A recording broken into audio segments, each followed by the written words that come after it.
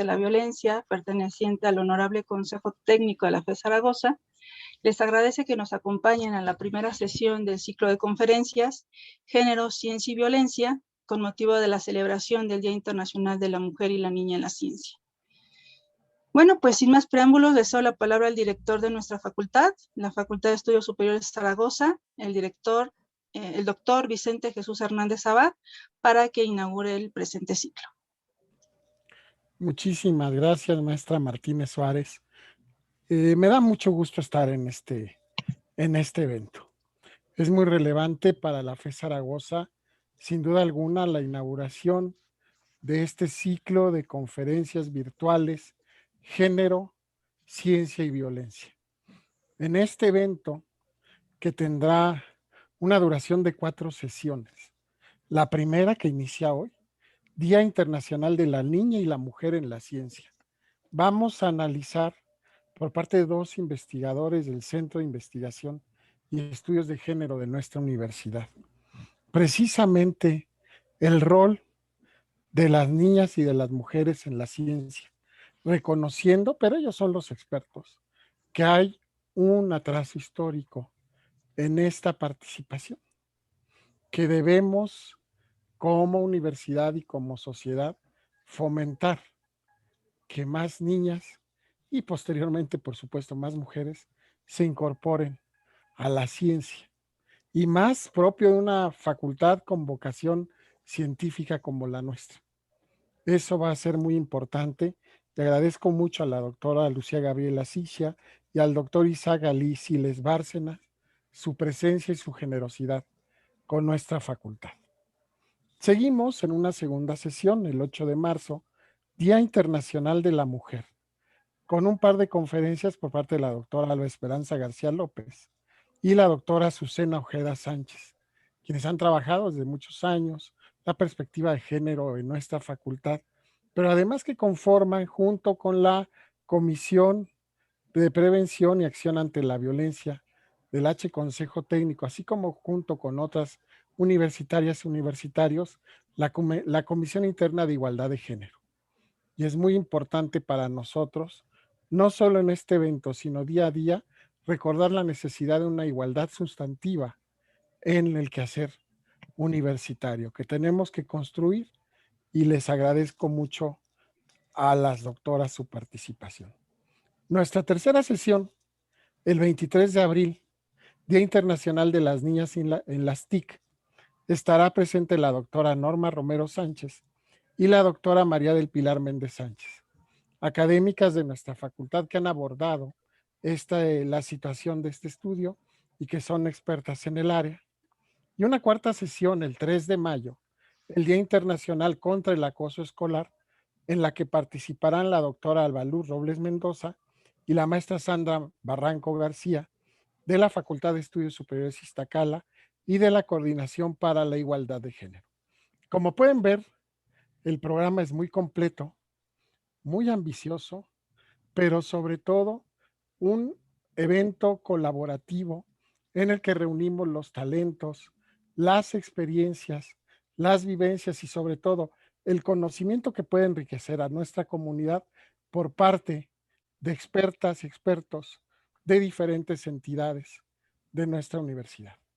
Yo estoy muy contento con este evento, muy agradecido con la CEPAF por este trabajo.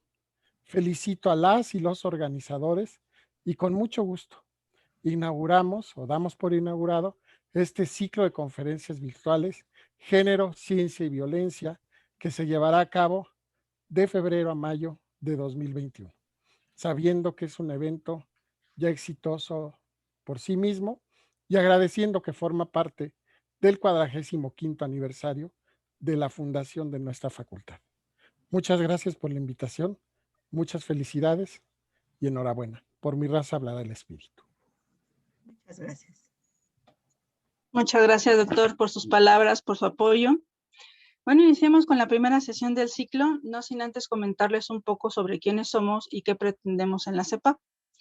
Nuestra comisión se conforma gracias a 2 programas estipulados en el plan de trabajo del doctor Hernández Abad. que buscan responder a las necesidades de la comunidad zaragozana en materia de derechos universitarios y la no violencia de género. Dentro de la CEPAP se desarrollaron a la par dos subcomisiones, una de prevención y otra de acción. La primera busca reducir las expresiones de discriminación y violencia en la convivencia escolar mediante la visibilización y sensibilización ante las diversas expresiones de violencia. Busca fomentar la sana convivencia, así como generar vinculación con organismos especializados en temas relacionados a los 4 ejes que consideramos importantes de abordar. La FE Zaragoza libre de violencia es el primero, educación para la paz es el segundo, perspectiva de género y derechos humanos son el tercero y el cuarto eje. La promoción de la investigación científica.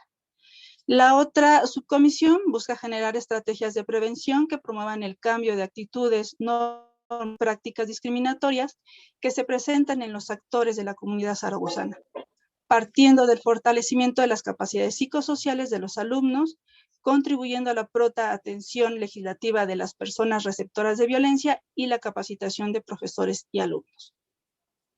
Dentro de las acciones para prevenir y erradicar la violencia, consideramos que eventos como este abren las puertas a diversas perspectivas, a la generación de cuestionamientos que hagan mella en la curiosidad de estos temas tan importantes, esperando la reflexión y, por qué no, algunos cambios en los paradigmas presentes. ¿Tienes apagado tu micrófono, Irma? Pues continuando, hablaremos de que los estereotipos y los prejuicios de género reproducidos en nuestra sociedad han mantenido a lo que son las niñas y las mujeres rezagadas y alejadas de la producción del conocimiento. Si bien en la actualidad existe una mayor apertura en su inclusión y desarrollo en la educación escolar, la verdad es que sus posibilidades de seguir estudiando o desarrollar una carrera relacionada con la ciencia y la tecnología, y más que nada también después ejercerla, quedan muy alejadas de lo que es la realidad.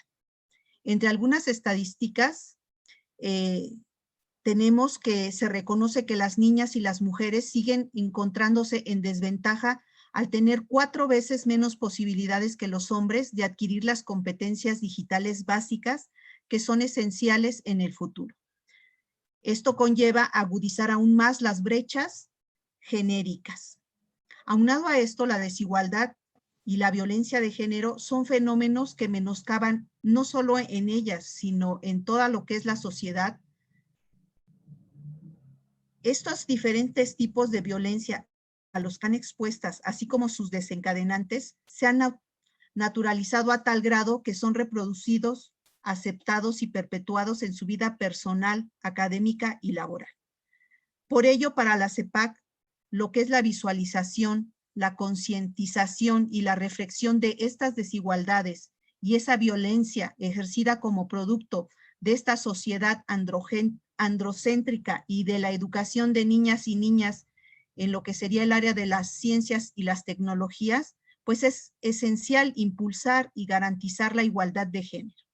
Es por ello que se están presentando este ciclo de conferencias en donde se busca generar espacios de difusión y discusión en pro de la erradicación de la desigualdad y la violencia de género. Gracias, Irma. Bueno, vamos a presentar a nuestros ponentes que amablemente están acompañándonos.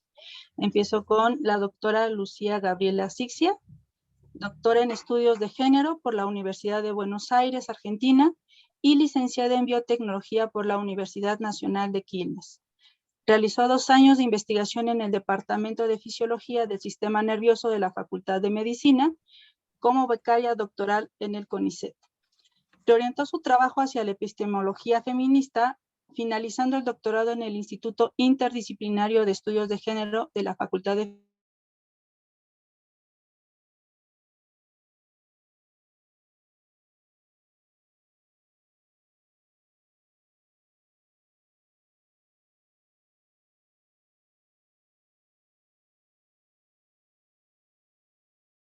Obtuvo la primera mención del Premio de Bioética auspiciado por la Fundación Dr. Jaime Roca por su trabajo El sexo y el género como variables en la investigación biomédica y la práctica clínica.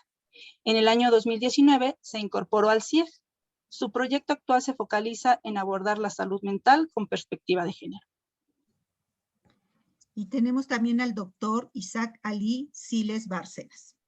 Él es un investigador asociado en el Centro de Investigaciones y Estudios de Género, la CIEG, de la UNAM.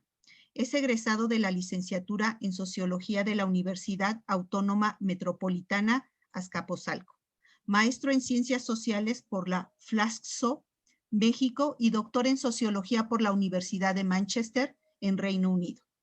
Su trabajo de investigación ha estado centrado en las masculinidades y su interacción con otras formas de identidad y subjetividad, como son raza, clase, religión, entre otras. Ha colaborado en diversos proyectos de investigación con el Morgan Center for Research into Everyday Life de la Universidad de Manchester y el Sheffield Method Institute de la Universidad de Sheffield.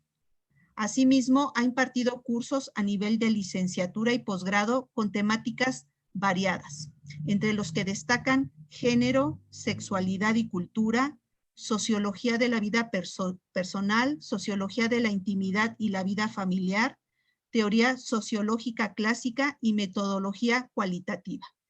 Entre sus publicaciones se encuentran varios artículos académicos y de divulgación sobre temas como masculinidades, paternidades, mandatos de masculinidad, religiosidad, relaciones personales y familiares. Actualmente trabaja en un proyecto sobre masculinidades y relaciones de género en el contexto universitario. Él nos va a dar el título de su conferencia, va a ser Mujeres y Ciencia, el papel de las masculinidades en la búsqueda de la igualdad. Es un gusto, doctor. Muchas gracias, Irma. Entonces no nos queda más que darle la palabra a la doctora Lucía Asixia. Por favor, Lu. Gracias. Muchas gracias a vos, María. María o María de Los Ángeles. María te digo siempre. No sé cómo... Siempre me dices María, tú dime María. Por eso dije, por ahí estoy diciendo la mitad del nombre. Muchas gracias por la invitación. Gracias a todas, a todos y a todos por estar acá. Y festejo la iniciativa, que me parece que está buenísima. Y me encanta que seamos en el primer encuentro, Ali, mi colega, compañero, y yo, quienes tengamos el honor de abrirlo o iniciarlo. Bueno, el título que le puse a la ponencia, que es Sexo, Género y Cuerpo, ¿no? Se lo pusimos en conjunto con María, en realidad. Nos encantó, a mí me encantó. Y es un poco provocador porque, de alguna manera, es pensarnos en términos de ciencia y género y la baja representación de las mujeres en las áreas de STEM. STEM son las ciencias, las tecnologías, las ingenierías y matemáticas, áreas comúnmente las conocemos porque están masculinizadas, ¿no? Es como su característica. Pero hablar de sexo, cuerpo y género nos convoca a ampliar un poco la idea de ciencia y género. Porque cuando hablamos de género, estamos todas y todos de acuerdo en decir que es un constructo social o definirlo como atributos o perspectivas sociales fundadas sobre el sexo. Entonces el sexo parece un sedimento material, que llamamos ahora, por decirle, genitalidad, ¿no? Que está ahí, que existe de manera natural, y sobre eso hablamos de un género. Y esa construcción, ese género fundado sobre el sexo, es a través del cual se intenta explicar la baja representación de las mujeres en las STEM. Me parece que esa manera de verlo no complejiza los impedimentos reales y profundos que hay para que las mujeres no elijan desarrollarse en disciplinas científicas que hoy asociamos con las ciencias duras, ¿no? Un concepto duro que está en sí mismo generizado. Lo duro lo asociamos a lo masculino, lo blando a lo femenino. Cuando decimos ciencias duras, estamos masculinizando automáticamente las áreas de conocimiento de las que estamos hablando. Entonces, me parece clave, o la idea es hoy proponerles como conceptos claves el sexo, el género y el cuerpo, para entender de una manera integral, o poder por lo menos plantear interrogantes más complejos del por qué las mujeres no eligen las carreras de las STEM. Y acá digo no eligen porque hay algo muy interesante que se plantea en ciertos países del norte global, y es hoy lo mencioné varias veces, pero es fundamental traerlo, es la paradoja de la igualdad de género. No sé si escucharon hablar de la paradoja de la igualdad de género, la hipótesis de la paradoja de la igualdad de género. Y esta es una idea que lo que tiene detrás es, en los países que tenemos igualdad, equidad de género, estructuralmente hablando, ¿no? Para que tanto mujeres como varones puedan elegir las carreras que quieran, digamos, tenemos una brecha que implica ciertas disciplinas feminizadas y ciertas disciplinas masculinizadas. Entonces, lo que tenemos es que, por ejemplo, hay muchos más varones que se dedican a las ingenierías y muchas más mujeres dedicadas a la enfermería, una carrera asociada a las tareas de cuidado. ¿Cuál es la deducción a partir de esta hipótesis? Bueno, hay una vocación natural, hay algo biológico que está inclinando a las mujeres a elegir ciertas carreras y a los varones a elegir otras. Por supuesto, yo estoy muy en contra de esta hipótesis, iba a decir a favor, en contra de esta hipótesis, pero no solamente una en contra del fanático fundamento que se le da a la epistemología feminista. Estoy en contra porque es inválida, porque es superficial. Si nosotras logramos hoy tener algo equitativo en términos estructurales para que tanto varones como mujeres puedan acceder a cualquier disciplina, a cualquier área de conocimiento, lo que tenemos que analizar es qué está pasando para que se siga dando esta brecha de género. En primera instancia, déjame decirle que los medidores basados en la equidad a nivel nacional de género y la propensión de mujeres y varones a elegir las áreas de las STEM y el índice de brecha de género global que se usan como parámetros, tienen muchos problemas metodológicamente hablando, pero dando por hecho que funcionan y que son válidos, nada nos dice, si así fuera, nada nos dice acerca de una naturaleza de las mujeres para dedicarse a las tareas de cuidado y de una naturaleza de los varones para dedicarse a áreas que implican capacidad de abstracción, sistematización, etc. Entonces lo que tenemos que preguntarnos es ¿por qué sigue sucediendo? Y esto es una pregunta fundamental, porque si nos ponemos a pensar a la famosa pregunta de si se logra la equidad de género, ¿eso garantiza que haya una igualdad en términos de número de varones y mujeres que eligen ingeniería? La respuesta probablemente sea no. Si preguntan, si ponemos la misma cantidad de mujeres que varones en ingeniería, ¿se termina la desigualdad de género? Y la respuesta probablemente sea no, sería algo forzado que no se mantendría en el tiempo. Y esto no es porque las mujeres tengan que obligadamente elegir ingeniería. Hay muchos fundamentos que dicen, sí, las mujeres somos diferentes y probablemente teniendo todas las condiciones de posibilidad para elegir, elegiríamos este tipo de carreras y los varones otro. Esta es una postura que se conoce como la postura del punto de vista, ¿no? El punto de vista de las mujeres, una mujer universal con una identidad biológica y una biología que va a implicar ciertas inquietudes e intereses. Obviamente acá vamos a invalidar esta postura por el simple hecho de no hay mujer universal, hay muchas mujeres, diferentes formas de habitar el ser mujer y diferentes realidades y contextos donde habitar ese ser mujer. Eso en primera instancia. En segunda instancia, hablar de una identidad biológica capaz de predecir o de inclinarme por vocación natural a ciertas inquietudes y deseos, estaría suponiendo que mi genitalidad vagina, porque acá estamos hablando, y que supongo que en la gran mayoría de las personas que están acá así lo suponen, estamos hablando de mujeres y varones cis, quiere decir de personas que se identifican con el género que les asignan al nacer. Y la realidad del por qué naturalizamos esta idea de varón y esta idea de mujer es justamente por los mismos valores que expulsan a las mujeres cis de las áreas de las STEM. Entonces, primero hay que problematizar que las mujeres cis no ingresan, pero primero es eso, y en simultáneo, segundo, en orden jerárquico, hay que problematizar que no son solo las mujeres cis, sino todos los cuerpos feminizados. Pero entonces, si se fijan, la postura de la identidad biológica está suponiendo que hay una genitalidad que supone, además, un cerebro que causa mis intereses y mis deseos, porque si no, ¿dónde los vamos a alojar?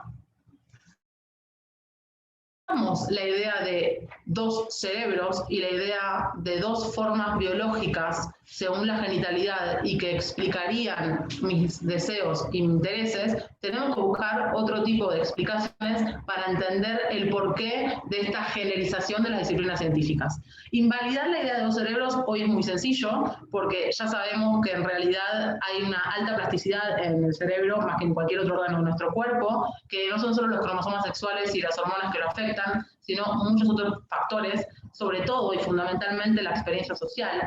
Y la experiencia social, aunque sí está generizada, no basta para una clasificación binaria de los cerebros. Entonces yo suscribo a la hipótesis del cerebro mosaico que propone la investigadora israelí Daphna Joel, y esto quiere decir que cada cerebro es una combinación única de factores. Segundo y principal, aún adhiriendo a la idea de sistemas binarios, alcanzando los cerebros, tendríamos que problematizar qué es lo que nos puede explicar el cerebro en tanto agente causal. En realidad, mi cerebro va a causar mi deseo para ciertas carreras, y esto se justifica en los roles que nuestros ancestros tienen en la reproducción. Efectivamente, las mujeres cis tienen vagina, la reproducción es su destino biológico y de manera cuasi instintiva van a querer maternar, van a querer abocarse a las tareas de cuidado, van a querer aquellas carreras que implican la empatía, la comunicación con otras personas. Y los varones cis, por su rol... No va a pintar todo el cuerpo. A Erika, parece que quieres intervenir, pero si quieres intervenir, intervenía. Y los varones cis se van a caracterizar por este rol de macho proveedor, ¿no? Entonces, para desarrollar herramientas de caza, van a tener capacidades optimizadas en su supuesto cerebro. Si nos ponemos a hacer un rastreo histórico de estos presupuestos e hipótesis que hoy encontramos en el actual discurso neurocientífico acerca de la diferencia sexual, vamos a ver que no es algo nuevo, sino que es algo que se empieza a desarrollar fundamentalmente durante la modernidad y que se basó en un apriorismo científico explícito, donde se partía de presupuestos misóginos para reducir a las mujeres a la esfera doméstica. Lo interesante es que esos sesgos se mantuvieron a través del tiempo, desde diferentes disciplinas, con diferentes argumentos, y en la actualidad los encontramos en el discurso predominante neurocientífico. Y este hecho implica no solo legitimar que existen dos cerebros de acuerdo a este discurso, sino que además lo jerarquiza, porque todas las capacidades que estarían optimizadas en el cerebro masculino son aquellas capacidades que nos enseñaron en esta sociedad androcéntrica a valorar más. Entonces nos encontramos con los cerebros masculinos muy capacitados para las áreas de las STEM. Tenemos dos problemas. Una es la idea de dos cerebros y optimizada esta capacidad en el cerebro masculino. Y dos, que las áreas de las STEM tengan más valor que otras ciencias, que no consideramos ciencias, de hecho, como las ciencias sociales y humanidades. Entonces, acá hay que complejizar lo que estamos reproduciendo al plantear que existe una mujer en tanto identidad biológica, que eso implica un cerebro particular y que eso va a explicar de alguna manera su inclinación a ciertas disciplinas científicas. Entonces, cuando queremos problematizar esto, desde el punto de partida de invalidar que existen dos cerebros, esto es muy importante explicitarlo, tenemos que empezar a explorar de qué maneras, cómo nosotras y nosotros seguimos reproduciendo estereotipos de género que nos alejan de ciertas disciplinas y nos acercan a otras. Y acá es donde entran los conceptos de sexo y de cuerpo. Por sexo, dijimos al comienzo que entendíamos una genitalidad y el género, los atributos fundados en esa genitalidad. Lo interesante entonces sería problematizar que no hay un sexo natural en el sentido de previo al discurso, ¿no? Una nace en el discurso y el género es parte de ese discurso, pero eso tampoco quiere decir que hay un discurso de género que va a anteceder a lo que sería la materialidad del cuerpo. En realidad lo que tenemos, y esto es lo que trabajan desde el marco teórico los nuevos materialismos feministas, a los cuales suscribo, lo que tenemos es una simultaneidad de sexo y de género. Una genitalidad cargada de valor y una práctica de género que implica actuar sobre la base de esa genitalidad. Entonces, en esta coexistencia vamos a encontrar nuestro cuerpo. Sexo y cuerpo significa hacer nuestro cuerpo, hacerlo de acuerdo a este sistema de sexo-género. Y digo esto porque la generalización de las disciplinas no es algo cognitivo, mental por fuera del cuerpo. Soy partidaria del concepto de mente corporizada, que la mente es todo el cuerpo, no se aloja en el cerebro. Entonces, entender el cuerpo es entender también los aspectos cognitivos, es entender también nuestra subjetividad y el deseo atravesado por los estereotipos de género, y que nos van a dar una explicación mucho más certera, válida y profunda del por qué están generizadas las disciplinas científicas. Entonces, si nos ponemos a pensar que desde el discurso y actuando en paralelo con ese discurso, hacemos con el cuerpo hábitos y conductas que de alguna manera explican por qué no nos interesan ciertas actividades de juego, estamos hablando de la infancia ahora, de juguete, después ciertas prácticas, ciertas actividades recreativas en la adolescencia y demás, hasta llegar a la adultez, nos encontramos que hoy, aunque sean equitativas las condiciones de posibilidad para ingresar a una carrera científica, si no hay impedimentos estructurales, es decir, si tenemos las mismas posibilidades de crecer académica y profesionalmente, obviando las tareas de cuidado, un mundo ideal, supongamos, que no recaigan en las personas feminizadas, probablemente encontremos una generalización todavía de las disciplinas científicas. Una generalización que no implica castigar a las mujeres que eligen enfermería, porque lo pueden hacer y les puede gustar. El punto es problematizar que esa inclinación no es natural. Hay que desnaturalizar, hay que cuestionarlo. No nacemos con una inclinación innata a las tareas de cuidado. Ese es el argumento que desde fuertemente el siglo XVII se va a empezar a instalar. ¿Para qué? Para que nosotras nos apropiemos también de ese discurso y realmente atraviese nuestra subjetividad, nuestro deseo, y no elijamos ciertas carreras porque no nos interesan. Acá no estamos hablando de las personas que mienten y en realidad les gusta la ingeniería pero no se dieron cuenta de esas mujeres. No, probablemente es cierto. A mí la verdad no me gustan, pero no me gustan porque nunca tuve familiaridad con esa carrera, siempre la asocié con algo que tenía que ver con el aislamiento, lo individual, ¿no? Y algo mecánico, totalmente alejado de lo que fue mi crianza, mi infancia, y además mis referentes, porque no tuve nunca una referente mujer ingeniera de pequeña. Siempre se ven los varones. Y acá voy a hacer hincapié en algo que ya mencioné varias veces hoy, pero que es importante. El lenguaje inclusivo en este punto es clave, porque cuando escuchamos alguna noticia o vemos en la calle o nos dicen che, un grupo de investigadores descubrieron tal vacuna. Ahí asociamos que fueron todos varones. Porque el genérico masculino universal nos hizo mucho daño, que de hecho implica invisibilizar referentes mujeres. En cambio, si nos dirían, hay un grupo de investigadores e investigadoras que encontraron la cura para tal cosa, entonces ahí podemos visualizar, incluso sin ver, que hay mujeres haciendo ciencia e investigando.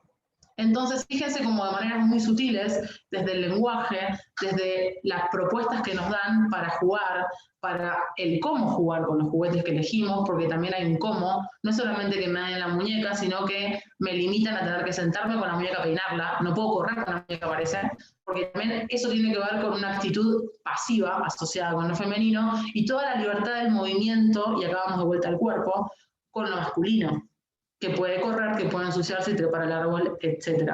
Entonces, si nos ponemos a revisar estas formas sutiles, estos mecanismos sutiles de crearnos el concepto de género desde pequeñas y la idea de estereotipo para alcanzarlo, podemos explicar la generalización de las disciplinas científicas. Y una generalización que se implica el cuerpo y que implica disciplinas científicas más valoradas que otras, también implica la jerarquización de esos cuerpos que ejecutan esas disciplinas. Porque tenemos que los cuerpos de los varones cis son los que ejecutan mayoritariamente o los que ejercen las disciplinas más valoradas.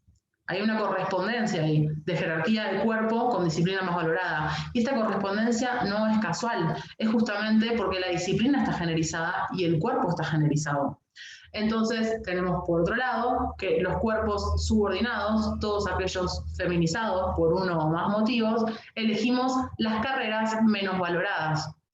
Para entender la baja representación de mujeres en las STEM, entonces, tenemos que empezar a ver cuáles son los criterios para hacer ciencia que nos proponen estas disciplinas científicas. Y ahí entonces nos metemos con los típicos conceptos y universalidad. Conceptos nuevamente que están generizados, porque son los conceptos que asociamos con lo masculino y, si se fijan, no casualmente, los requerimientos necesarios y suficientes para hacer lo que entendemos por buena ciencia. Estos criterios no vienen del cielo, no son eternos ni naturales, sino que se desarrollan también en el mismo contexto del discurso científico moderno de la diferencia sexual y se desarrollan en las sociedades preindustriales, justamente, con un interés por intervenir la naturaleza y polarizar los roles sociales. ¿Qué quiere decir esto? Reducir a la mujer a la esfera doméstica. Entonces, todo este sistema de valores es justamente, van a ser estos valores, estos criterios, los que van a encarnar explícitamente el sujeto androcéntrico. Un sujeto androcéntrico que no solamente es varón, es un varón cis, blanco, heterosexual, adulto, propietario occidental. Y todas esas características que reúne, vamos a entenderlas hoy como características que ponen en orden de subordinación aquel cuerpo que no cumple con una o más de esas características. Entonces, ese tipo de valores, ese criterio, fue explícito para expulsar a mujeres cis, a personas racializadas, a personas, sobre todo en el siglo XIX y primera mitad del siglo XX, de la diversidad sexual e identidades de género no normativas, para expulsarlas a todas ellas de la producción de conocimiento. Entonces, problematizar la baja representación de las mujeres en STEM no puede limitarse a factores estructurales que igual son necesarios encargarnos de ellos, pero nunca van a ser suficientes, pero no podemos limitarnos a esas barreras estructurales. No puede limitarse a la incompatibilidad o las tensiones que hay para las mujeres que tienen que elegir entre crecer académica y profesionalmente, cuando pueden hacer una carrera, o ser responsables y buenas madres, y dedicarse a las tareas de cuidado y del hogar. Es fundamental problematizarlo, obvio, pero nunca va a ser suficiente, porque esa no es la raíz del problema, ese es el resultado de un problema. Un problema que pasa por tener un orden simbólico. ¿Qué quiere decir? Que todo está generalizado y esa generalización está jerarquizada. Eso nos habilita subordinar cuerpos, nos habilita violencias sobre esos cuerpos subordinados, violencias en términos físicos, simbólicos, de discriminación, violencias de todo tipo, y tenemos que problematizar ese tipo de violencias simbólicas. Simbólicas en un sentido amplio, ¿no? Los cuerpos feminizados sufrimos unas violencias sistemáticas que a veces son muy sutiles y a veces incluso las naturalizamos y las reproducimos porque naturalizamos el orden de los cuerpos jerárquicos. ¿Cómo de jerarquizar los cuerpos? Bueno, hablamos de un discurso en simultáneo sexo-género, que resulta en este hacer cuerpo generizado y jerarquizado. Por supuesto que la solución acá no es abolir el género, sería completamente irrisorio, porque siempre pongo el mismo ejemplo, es como que nos digan mañana abolimos el número 6 o 7, lo que quieran. Es como que yo les digo, che, mañana no existe más el 7. Eso no va a implicar que ustedes dejen de ver 7 cosas, cuando representen 7 cosas en un lugar. Claro, porque eso atraviesa nuestra subjetividad, no es un nombre. El género es lo mismo, no se puede abolir. El género está en nosotras y nosotros en nuestra forma de ver el mundo. Y el problema es que los roles de género están jerarquizados. Entonces, la manera de problematizar la jerarquización de los cuerpos y de los roles sociales, que justamente están generizados, es desandar la idea de la naturalidad de las vocaciones, la naturalidad y las inclinaciones de las conductas y los hábitos. Entonces, eso va a implicar diluir, dejar sin efecto la dimensión y el sentido que hoy cobran decir masculino-femenino. ¿Y cómo es esto? Bueno, empezando a desgenerizar las prácticas, desgenerizar los juguetes, desgenerizar la actividad de juego, desgenerizar nuestros hábitos y nuestras conductas, desgenerizar las emociones, desgenerizar los sentimientos, degenerarnos, degenerizarnos en general. Degenerizarnos, ¿y eso qué implica? La desnaturalización total de los roles de género, la desnaturalización total de todo lo asociado al género. ¿Y esto con qué tiene que ver? Con también la orientación sexual y la identidad de género. Porque acá hay una mala comparación cuando se habla de roles de género e identidad de género. El rol de género pasa por las conductas sociales, por lo que hacemos, y la identidad de género pasa por el deseo. Y el deseo no es un problema, no tiene que estar jerarquizado el deseo. El problema que está jerarquizado, acá lo que está jerarquizado son los roles de género, porque hay roles generizados. Tenemos que degenerizar los roles. La subjetividad y el deseo de identidad, cada persona lo llevará y lo tendrá como quiera expresarlo, porque también tenemos libertad de expresarnos como queremos expresarnos. Ahora, si empezamos a hablar de identidades biológicas, seguimos alimentando y legitimando la lectura jerárquica de los cuerpos sobre la fundamentación del género. Estamos respaldando el género. Y lo que tenemos que hacer es desnaturalizarlo. Entonces, para desnaturalizarnos, tenemos que pensar que no nacemos mujer, nacemos con una genitalidad. Y la genitalidad está jerarquizada porque justamente se supone que nos corresponde un género por esa genitalidad. Si no, no existiría esa jerarquización. Entonces, no nacemos mujer, no nacemos con una identidad de género. Si yo no nací cis, me identifico como mujer cis, lesbiana, y eso no implica que nací ni cis ni lesbiana.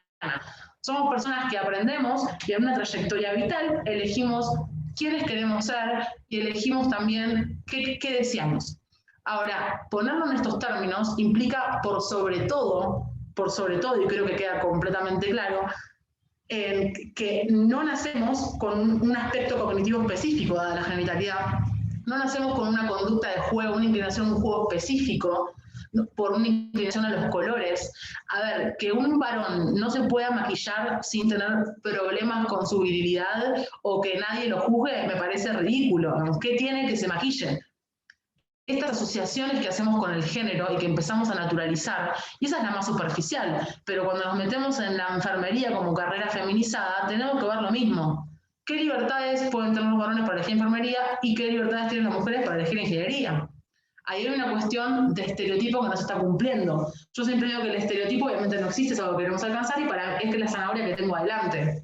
Pero lo que pasa es que en las infancias, y lo digo porque es el Día Internacional de la Mujer y la niña en la ciencia, las infancias no nacen con esa zanahoria enfrente. La zanahoria se la creamos las personas adultas cuando les hacemos entender que tienen un género, pero las niñas no se enteran de eso. No se enteran hasta cierto punto.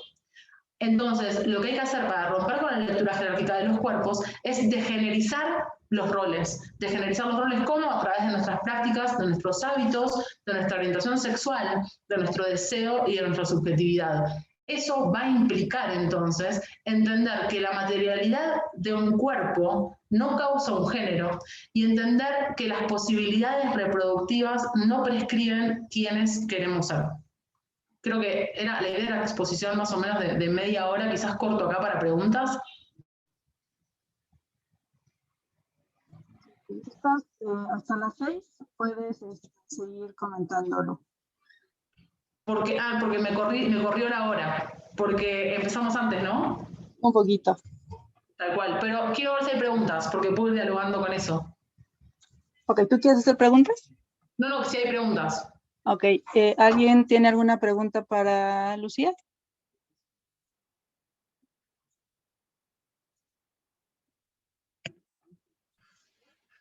Sí.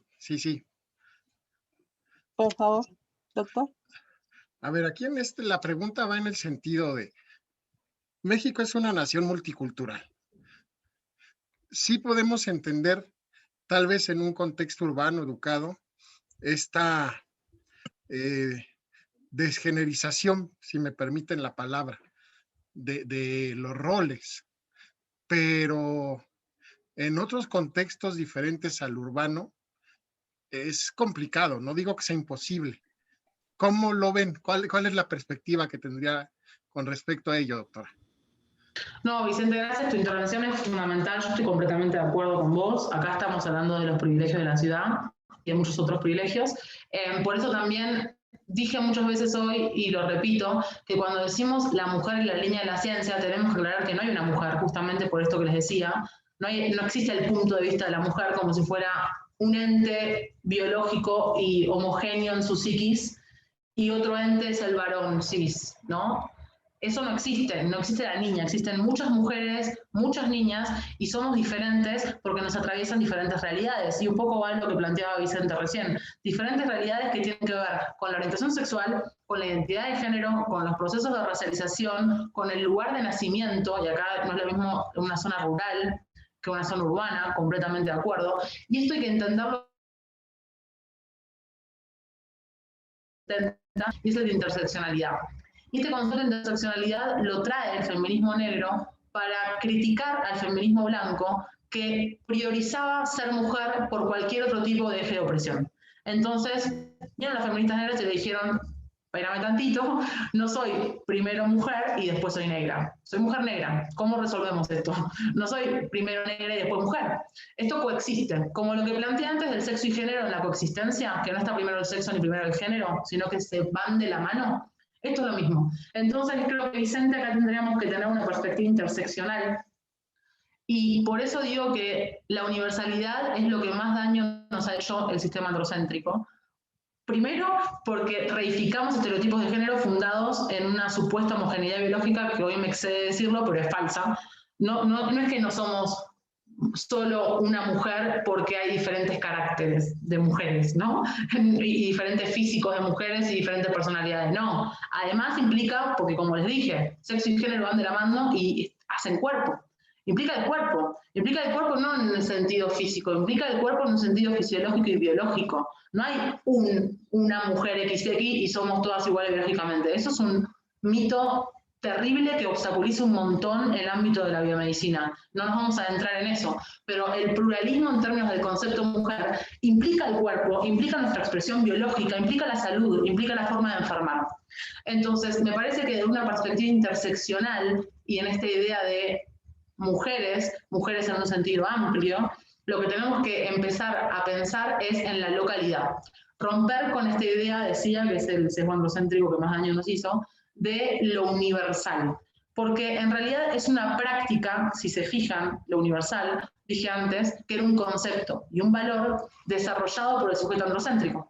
Entonces termina siendo el concepto más particular del mundo, porque representa solo los intereses de este sujeto, que por las características que reúne, blanco, cis, heterosexual, adulto propietario, occidental, es el mínimo por ciento de la población mundial. Entonces, la idea de universalidad es servir a los privilegios de este sujeto. Por eso es mucho más plural, es mucho más plural hablar de una multilocalidad. Entonces, creo que lo que plantea Vicente puede ser el punto de partida para pensar una interseccionalidad que tenga que ver con los emergentes y las necesidades de lo local, de las localidades donde se trabaje. La aprehensión de universalidad es una imposición que viene de la cultura moderna occidental y que hace al sur global servirle a los privilegios justamente de este mundo, pero no es el nuestro. Entonces, plantear la localidad, plantear la multiplicidad de formas de habitar el ser mujer y las distintas realidades que hay, es fundamental para primero lograr el acceso a carreras universitarias, que acá también tenemos una cuestión de clase, ¿no? Porque la comunidad científica de la que estamos hablando es blanca, cis y de media alta, ¿no? Entonces, también tenemos ahí muchos ejes que trabajar. Y para plantear el acceso y abrirlo, tenemos que empezar a adentrarnos un poco más en las diferentes realidades e impedimentos de ser mujer en otros lugares, teniendo en cuenta que ser mujer implica relaciones de género donde las mujeres estamos subordinadas. Entonces, probablemente tenga muchos más obstáculos que una mujer cis, blanca, urbana, una mujer que por ahí vive en zonas marginales y que no puede tener un acceso socioeconómico para un traslado, por ejemplo, y el tiempo para dedicarse a la universidad. Por supuesto que son factores que hay que tener en cuenta.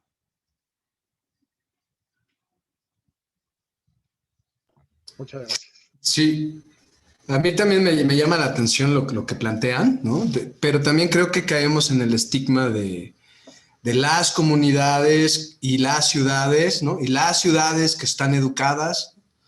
Y muchas veces también, como bien lo mencionabas, Lu, se tiene que partir desde el ámbito local, ¿no? Entonces cada ciudad es diferente.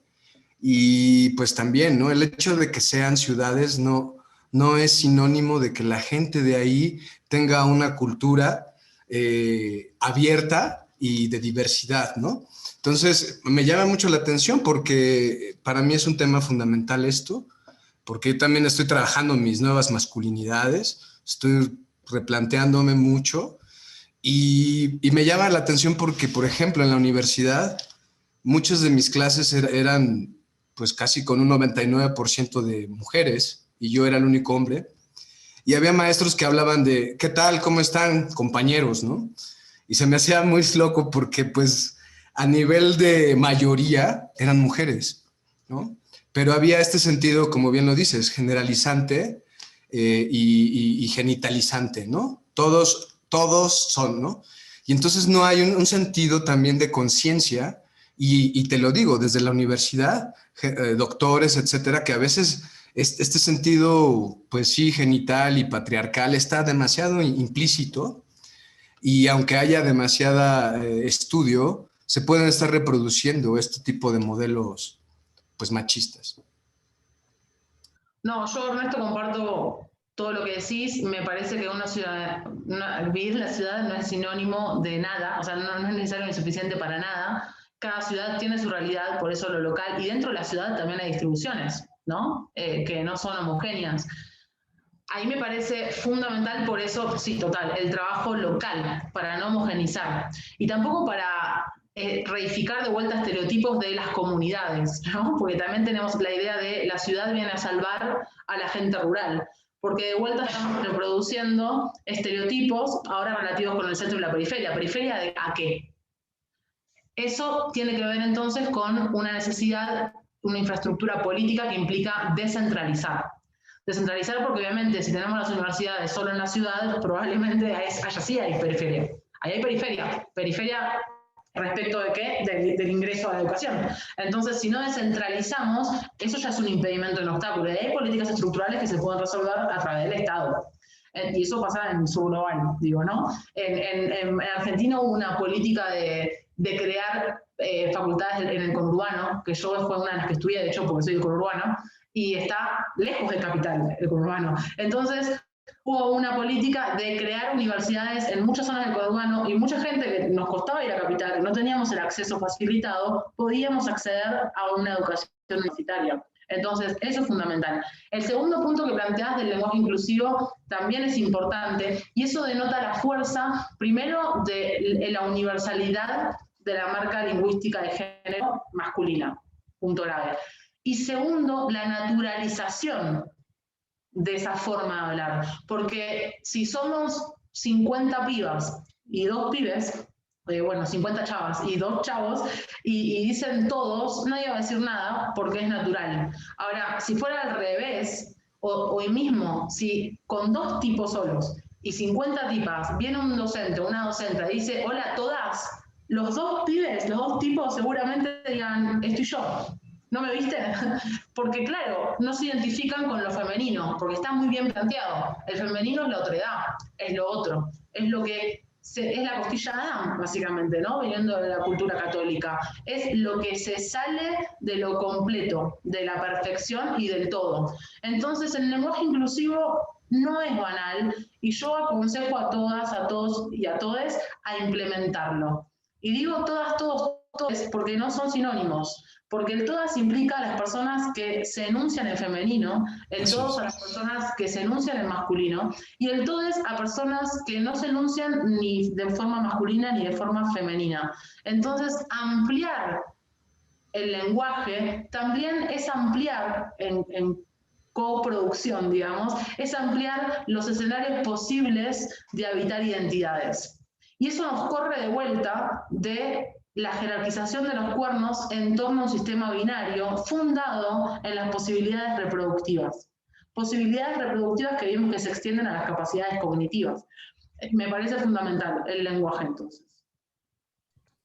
Sí, sobre todo que muchas veces utilizamos el lenguaje de manera indiscriminada, y al hablar muchas veces del todes o de este lenguaje inclusivo en donde se utiliza la letra E, pues lo que hacen es burlarse, ¿no? Ante esta ignorancia de tratar de visibilizar precisamente estas otras identidades sexogenéricas, ¿no? Por ahí creo que había levantado la mano Karina Romero. Sí, ¿deseas hacer una pregunta? Karen Romero. Sí, buenas tardes. En realidad ya quedó un poco contestada mi pregunta, pero sin embargo gustaría saber, ¿hay otra forma de acabar o de combatir este universalismo, el norte global, aparte del diálogo?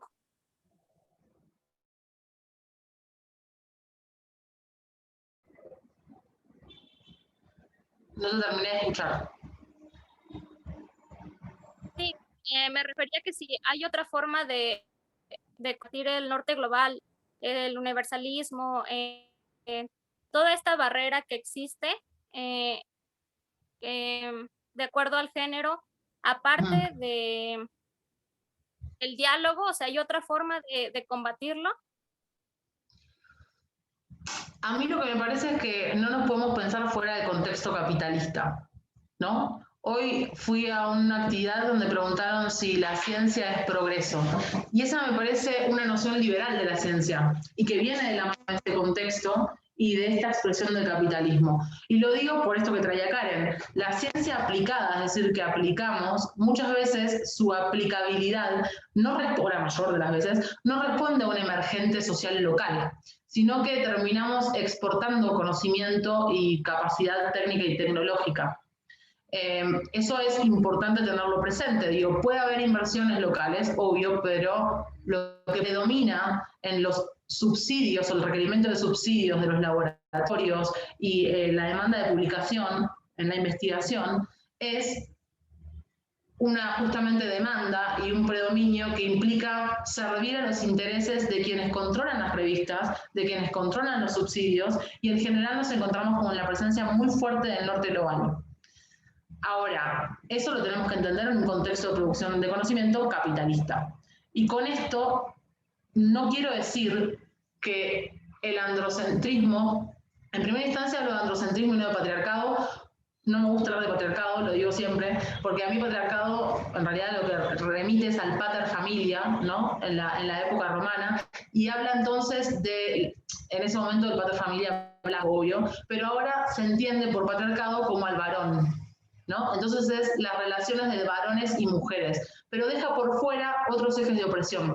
En cambio, el androcentrismo, por lo que les planteé que implica las características que reúne el sujeto androcéntrico, nos está hablando no solamente de las relaciones de género, sino de los procesos de racialización, de las opresiones en torno a la orientación sexual y de identidad de género, del etarismo, porque también este sujeto androcéntrico es adultocéntrico. Nos está hablando del lugar geopolítico. Entonces, me gusta hablar de androcentrismo y no de patriarcado. Y en este sentido, no entiendo el androcentrismo como articulado con el capitalismo. Lo que yo entiendo es que el capitalismo es la mayor expresión del sistema de valores androcéntrico que se empieza a desarrollar en la modernidad. Entonces, fíjate, Karen, que la producción de conocimiento es en sí misma androcéntrica. Y eso implica las características de este sujeto y obviamente implica los privilegios hoy de un norte global, si se quiere, porque hay relaciones de poder y de desigualdad en torno a este sistema capitalista y el sur global tiene cierta función que la conocemos. Para que funcionen bien los países nórdicos, algún país tiene que funcionar mal. Entonces, me parece un tema súper complejo y lo que sí te puedo decir es que abogar por la multilocalidad para mí es fundamental para empezar por lo menos a ver los requerimientos y las necesidades de una comunidad, ¿no? Y empezar a pensar en chiquito y por ahí generar, en la medida de lo posible, un poquito más de autonomía. Autonomía me refiero a una producción de conocimiento. No sé, Karen, si te contesté la pregunta.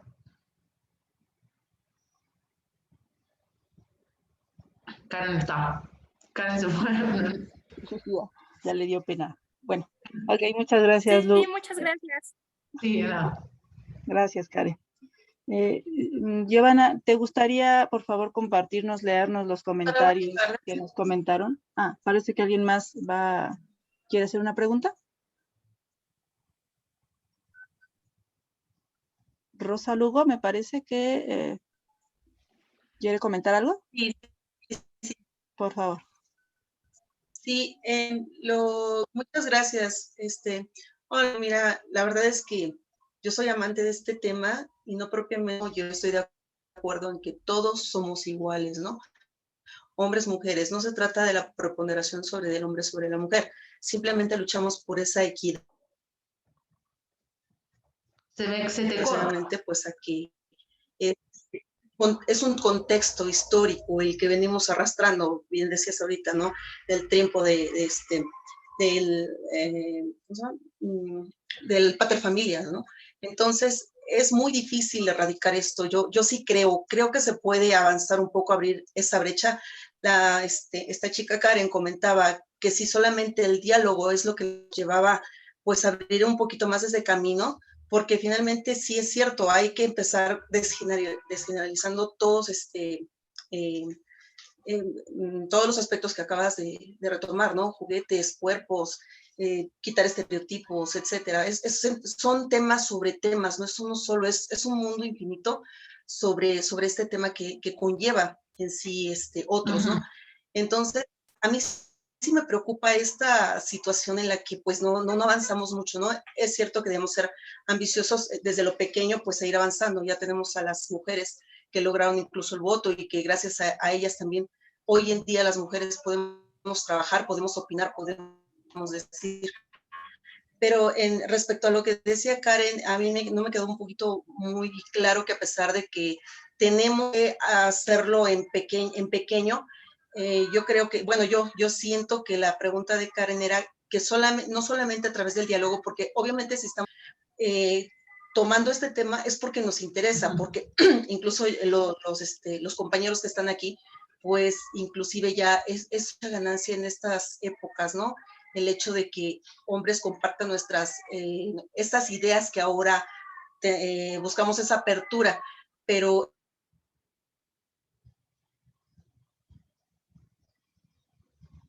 se me cortó. Con el diálogo entre esas ideas.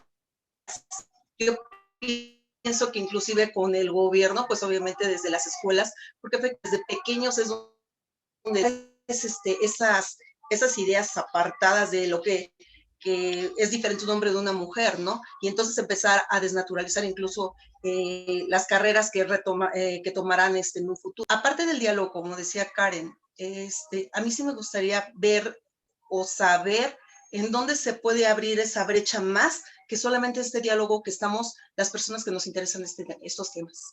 Se me cortó un poco, Rosa, pero creo que te entendí. No sería abrir la brecha, sería disminuirla, digamos. Te referís a romper con la generalización de las disciplinas científicas y etcétera. Sí, lo que pasa es que para mí eso, no sé Karen, qué quiso expresar con el diálogo. Para mí eso son prácticas y hábitos que tienen que empezar desde una. Porque una seguramente la sigue respaldando esa brecha. Porque creemos que, porque visibilizamos que el mundo es androcéntrico, ya nos sacamos la ropa del androcentrismo, entonces nos deconstruimos y no reproducimos más estereotipos de género. Y me parece que lo rico de estos encuentros tiene que ser una invitación a irnos cuestionando qué es lo que reproducimos, que queremos no reproducir. Entonces, me parece, Rosa, que ahí hay mucho trabajo, no es menor el tema del diálogo en términos del hablar, digo, ¿no? Pero me remitiría mucho más a nuestras prácticas cotidianas, porque de hecho son en las prácticas cotidianas donde más reproducimos género. O sea, de vuelta, digo, para mí, ir a una facultad de ingeniería y que me digan que el 30% son mujeres y el 30% son hombres, me está mostrando una realidad que es la que yo practico todos los días. El punto no está en la universidad. El punto está en cómo socializamos para que después resulte en lo que vemos en la universidad. Y acá me parece que estaría bueno hacer una precisión de lo que entiendo por igualdad. Yo no creo que hombres y varones sean iguales, porque no creo que nadie sea igual a nadie, porque la igualdad no es algo que podemos encarnar. No es algo que habitemos. Cuando digo igualdad me refiero a condiciones de posibilidad. La igualdad tiene que ver con las posibilidades de acceso. La igualdad está en el plano de lo político. Yo estoy diciendo igualdad, darle condiciones iguales e equitativas a las personas que no las tienen y otras sí. Entonces, la igualdad es un concepto en el plano político. Ahora, ¿cómo lograr esa igualdad en las condiciones de posibilidad? Justamente respetando las diferencias. Y acá las diferencias sí las encarnamos. Las diferencias están en el plano ontológico, tienen que ver con lo que yo quiero ser. Y cada persona quiere ser lo que quiere ser. Entonces, lo que tenemos que decir es que somos todas las personas diferentes y que en realidad lo que queremos son condiciones de posibilidad equitativas. Ahora, que tengamos puntos en común en la diferencia, en las diferencias, que tengamos puntos en común en los ejes de opresión, es el resultado de las categorías normativas, de las categorías que existen para prescribir conductas. Por eso hoy me tengo que identificar con un género, por eso hoy me tengo que identificar con una identidad de género, con una orientación sexual, porque son todos parámetros normativos que a mí me visibilizan y me hacen socialmente. Con lo que hay que romper es con esa normatividad a través de la cual nos tenemos que identificar. Porque acá todas y todos y todes saben que me identifico como mujer cis, lesbiana, pero por lo menos, por ejemplo, no vine acá y me dije, che, me identifico como basquetbolista. A nadie le importaría. ¿Por qué? Porque probablemente no sea parte de mi... Hay gente que juega al básquet, yo juego al básquet, soy basquetbolista, pero digo, ¿puedo decir que es parte de mi identidad? Claro, obvio, hay una complejidad de la identidad, son un montón de elementos, pero en términos sociales no es algo relevante, no es algo relevante socialmente, no porque es natural que no lo sea porque no es importante, no.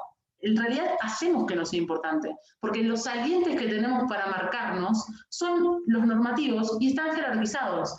Entonces, lo que tenemos que empezar a problematizar es que a partir de una genitalidad a mí me corresponde un género, porque en esa correspondencia hay jerarquización. Entonces hay que evitar las diferencias, pero eso no implica que haya desigualdad en las condiciones de posibilidad. No puede haber nunca igualdad en las condiciones de posibilidad si no respetamos las diferencias. Eso es imposible. Y para mí, la paradoja de la igualdad de género es poner igualdad y género en una misma oración, porque el género está jerarquizado. Entonces yo naturalizo el género, nunca voy a lograr igualdad. Y esto no quiere decir de vuelta abolir el género, quiere decir problematizar la naturalización que hacemos de los roles de género. Porque cuando se habla de igualdad de género, se habla fundamentalmente de los roles de género. Y lo que tenemos que entender es que son en esos roles donde habitan las jerarquías en torno a los cuerpos.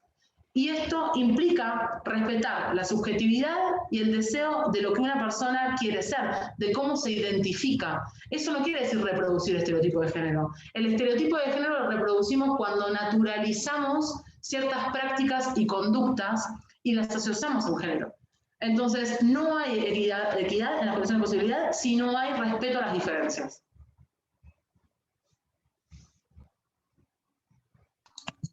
Muchas gracias, Lu. No, gracias a vos. Muchas gracias. Bueno, entonces, te agradecemos mucho, Lu. Ahorita ya pasamos con Lee. Con Ali, por favor. Y te cedemos la palabra, Ali, por favor. Muchas gracias. No sé si puedo compartir mi pantalla porque hice una pequeña presentación para ayudarme, como para Sí, irme por favor. en mi exposición, porque no soy tan articulado y elocuente como Lu, la verdad. Así que tengo que recurrir a esta muleta de la... No, perdón si fui muy desestructurada, pero hoy estoy quemada, como dicen en el término de enfermería. No, no, al contrario, al contrario. O sea, a mí me sorprende, de hecho, la manera tan estructurada de hablar, siempre, como muy elocuente, como decía. Bueno, originalmente había titulado mi ponencia Mujeres y Ciencia, pero decidí hacer un cambio mientras estaba preparándola y demás, porque creo que más bien en realidad de lo que estoy hablando, o de lo que voy a intentar hablar, es de género y ciencia, y las mujeres evidentemente son una categoría de género, pero no son la única, y bueno, creo que lo refleja un poco mejor. Y bueno, decía además como subtítulo el papel de la masculinidad o de las masculinidades en la búsqueda de la igualdad. Que como muy bien decía Lu también, desde mi perspectiva, cuando hablo de igualdad estoy pensando más bien en una igualdad de posibilidades, y en este contexto que nos convoca el día de hoy, que es el de justo el de la participación de las mujeres y las niñas en la ciencia, más bien en ese tipo de igualdad estoy pensando, ¿no? En que puedan participar en igualdad de condiciones, ¿no? que a las demás personas, ¿no? O que todas las personas.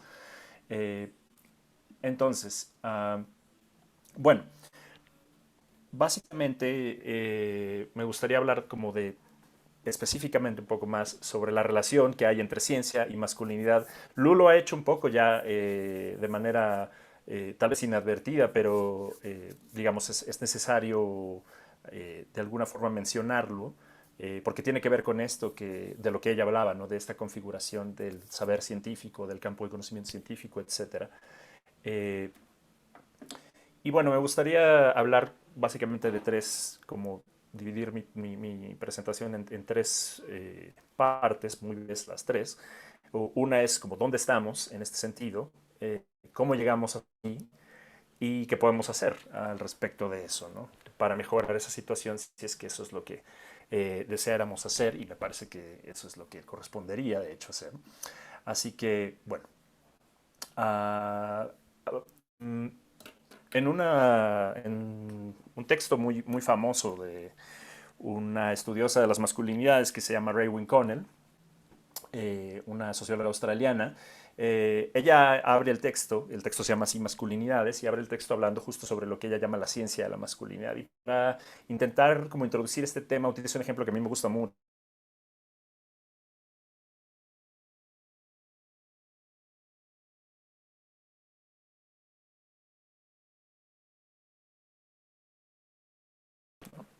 Y bueno, lee un poco sobre el texto y tal. Y entonces lo que ella dice al respecto del análisis que hace de esta nota es que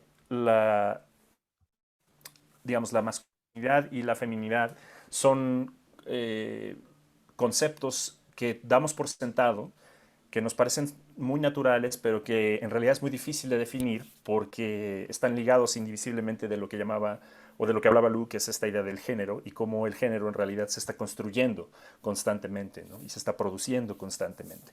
Entonces, sin embargo hay formas, hay varias formas en las que pensamos o entendemos, que conocemos qué son estos conceptos y que conocemos el género, ¿no? Y estos conocimientos vienen como de diferentes fuentes o son de diferentes tipos, ¿no? Eh, entonces, para hablar de esto, de dónde estamos, bueno, utilizo esta imagen además, aquí como un poco haré un paréntesis en este, que es parte de un proyecto, como pongo ahí, que se llama The Bearded Lady Project, que varias mujeres científicas, junto con algunas artistas, pusieron, digamos, armaron juntas, y básicamente lo que hacían era colocar a estas mujeres científicas en entornos que comúnmente asumimos como científicos, como es el caso de esta mujer en un laboratorio, pero todas llevaban bigotes, barbas, postizas, digamos, como, con la idea de acentuar cómo su labor está muy masculinizada, ¿no? Bueno, entonces, ese es el primer punto, ¿no?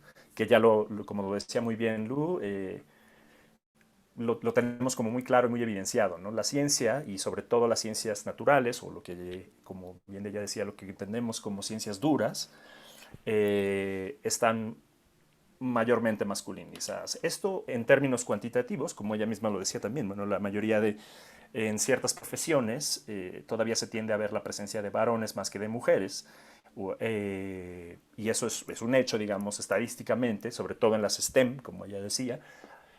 Aunque, por ejemplo, en las humanidades y en las ciencias sociales, la presencia de mujeres es mucho mayor comparado con las STEM, e incluso en algunos casos, incluso mayor a la de los varones en ciertas áreas. También es interesante si nos ponemos a ver como en términos de las temáticas que se abordan y digamos, las áreas de conocimiento al interior de las ciencias sociales, pues también podemos ir encontrando ciertas tendencias en este sentido, ¿no? Por ejemplo, si pensamos en los estudios de género, vamos a encontrar que una gran mayoría de personas que se dedican a los estudios de género son mujeres, o personas con una identidad de género o con una identidad sexual no heteronormada, digamos, ¿no? La mayoría, no, evidentemente no todas, pero... y, por ejemplo, en las áreas de ciencia política o de economía encontraremos a muchos varones, ¿no? Por ejemplo. Y eso pues tiene que ver con lo que decía Lu un poco, ¿no? Sobre cómo se van configurando estas elecciones. Pero además de la ciencia masculinizada en términos cuantitativos, existen también otros elementos que nos hablan de esa masculinización de la ciencia, ¿no? Cuando pensamos en las metáforas que guían la investigación científica, por ejemplo, cuando pensamos en la impersonalidad del discurso científico, de lo que hablaba un poco Lu también cuando hablaba de un sujeto androcéntrico, ¿no? O esta idea de que el conocimiento científico es neutral, aun si se enuncia, por ejemplo, en masculino, ¿no? Las estructuras de poder y comunicación de la ciencia, que también se tocó, ¿no? Un poco en la discusión anterior. ¿Quién puede generar conocimiento científico? ¿Quién puede acceder a los recursos que se necesitan para eso? Y cómo se comunican los hallazgos, las investigaciones. La producción de la cultura científica o al interior del campo científico. También todo esto nos habla, nos sugiere, digamos, una configuración desde lo masculino, y que es como decía Lu, un poco esta idea de la que ella hablaba de un sujeto androcéntrico, que le da forma a esto y que de ahí surge, y ella lo decía muy bien, esto tiene que ver con los discursos de la modernidad y el discurso científico que surge de la modernidad, etc. Pero bueno, regresando un poco a este ejemplo que utilizaba yo de Raewyn Cornell, sobre la nota que decía por qué las mujeres sí se detienen a pedir direcciones y orientación y los hombres no lo hacen, ¿no? Y bueno, decía, aquí en esta nota se puede ver cómo están interactuando los diversos saberes sobre género con los que cotidianamente nosotros estamos conviviendo, ¿no? Por un lado, pues está el sentido común, ¿no? Los hombres hacen ciertas cosas y las mujeres hacen ciertas otras, ¿no? Y esto es así porque los hombres son de una forma y las mujeres son de otra forma, ¿no? Esto es parte como de nuestro bagaje de conocimiento desde el sentido común, ¿no? Yo creo que todos en alguna, o todas y todes en alguna ocasión hemos escuchado, o incluso nosotras mismas o nosotros mismos hemos dicho, bueno, tú sabes cómo son los hombres, o tú sabes cómo son las mujeres, o cómo somos las mujeres, o cómo somos los hombres, ¿no? En más de una ocasión. Seguramente lo hemos escuchado, o incluso, como digo, lo hemos utilizado como una explicación a ciertos fenómenos o a ciertas interacciones y demás.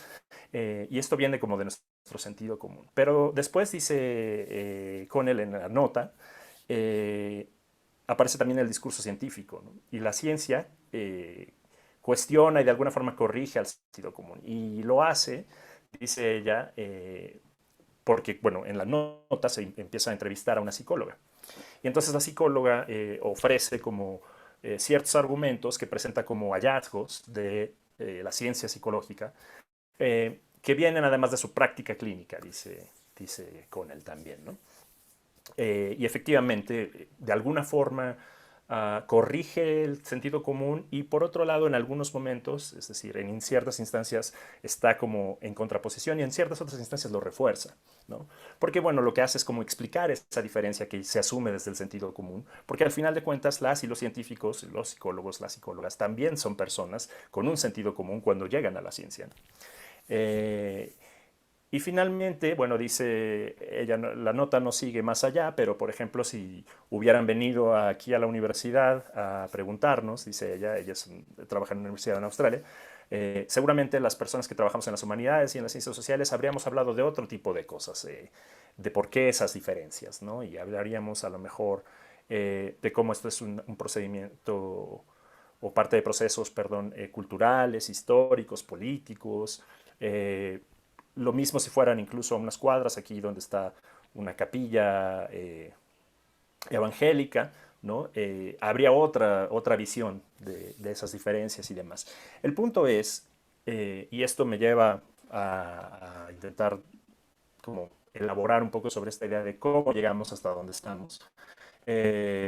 Hay una serie de saberes sobre el género y por lo tanto sobre lo masculino, que como decía, todos ellos surgen y de alguna forma existen y coexisten y se reproducen desde una posición social dominante de los hombres en un mundo que está generizado en todas sus esferas. Es decir, no solamente la ciencia está masculinizada, sino que la gran mayoría de las actividades humanas están masculinizadas en beneficio de los varones. Es decir, como decía Lu, también las profesiones, por ejemplo, o las ocupaciones que tienen que ver con labores de cuidado y con otro tipo de labores que se piensan menos valoradas o se piensan con menos valor, pues están como asignadas a otros grupos. Y los hombres en posiciones de poder, a ellos se les han asignado, digamos, ciertas labores que son mejor valoradas y demás, ¿no? Entonces, todos estos saberes diversos, como decía, el sentido común, las creencias religiosas, la ciencia, entendida como, otra vez, como decíamos, como las ciencias duras o la ciencia natural, y por otro lado, las humanidades, ciencias sociales, todas ellas tienen como sus propias definiciones de lo que es este género y de lo que es la masculinidad, por ejemplo. Y hay una cosa que es muy importante, y como decía en un principio en el ejemplo de Connell, hablando sobre los psicólogos y las psicólogas y cómo derivan su conocimiento de su práctica clínica, digamos, pero también lo decía Lu, o sea, el conocimiento las ideas no caen del cielo, digamos, ¿no? Ni existen solamente en abstracto. Las ideas se producen y se generan en muchos sentidos a través de prácticas sociales, ¿no? Son el producto de estas prácticas también y se basan en esas prácticas, en ellas se fundamentan. Que pueden ser políticas, económicas, etc.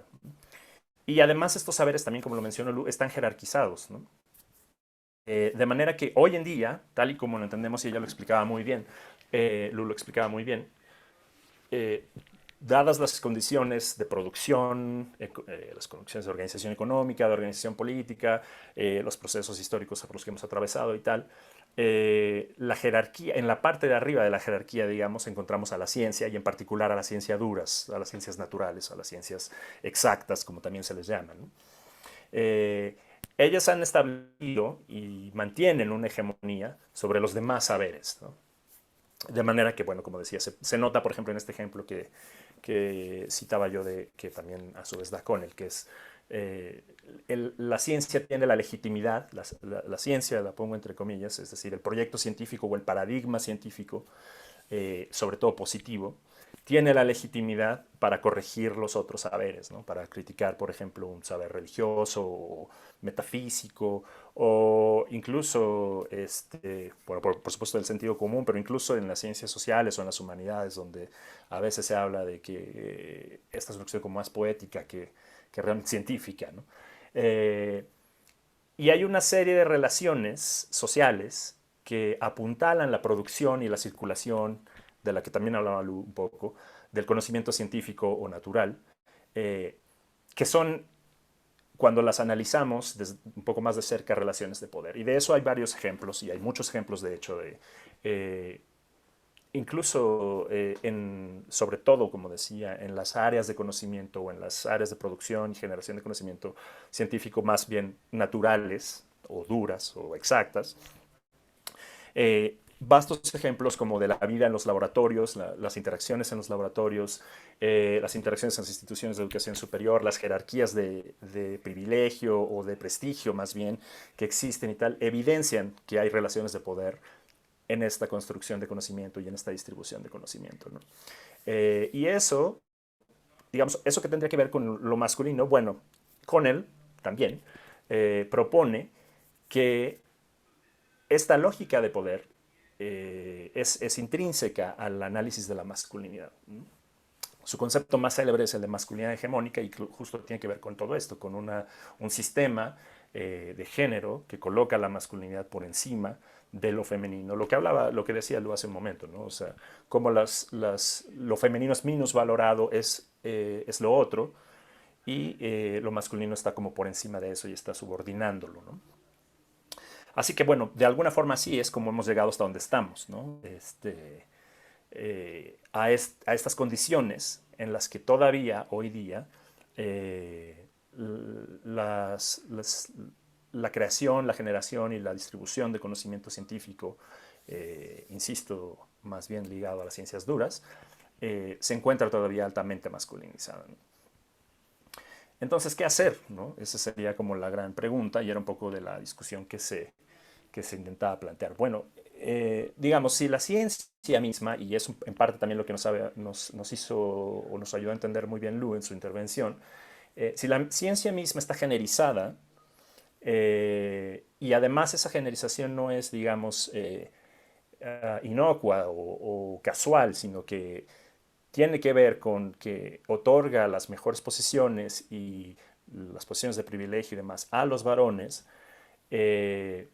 pues es un poco difícil de confiar en que una ciencia como esa va a ayudarnos a efectivamente desmontar esa estrategia esa estructura de dominación que está favoreciendo a los varones cuando ellos intenten estudiarse a sí mismos, ¿no? Y esto es algo que también con él señala, ¿no? Justo cuando habla de esta idea de la ciencia de la masculinidad o de las masculinidades. Sería, dice ella, una institución imperialista quisiera estudiar la raza, ¿no? Y buscar la manera de superarla o de criticarla o qué sé yo, ¿no? O lo mismo, otras metáforas se podrían utilizar en ese mismo sentido. Entonces, hay un problema en eso si nos acercamos y nos adscribimos al paradigma científico de manera acrítica, digamos, vamos a caer en eso, ¿no? Es muy probable que caigamos en eso. Entonces dice, lo que hay que hacer es romper la circularidad de este razonamiento, es decir, desmantelar esa posibilidad de que esta ciencia se vuelva un poco, de la masculinidad se vuelva autocelebratoria y entonces diga la masculinidad es perfecta y no está pasando nada con ella.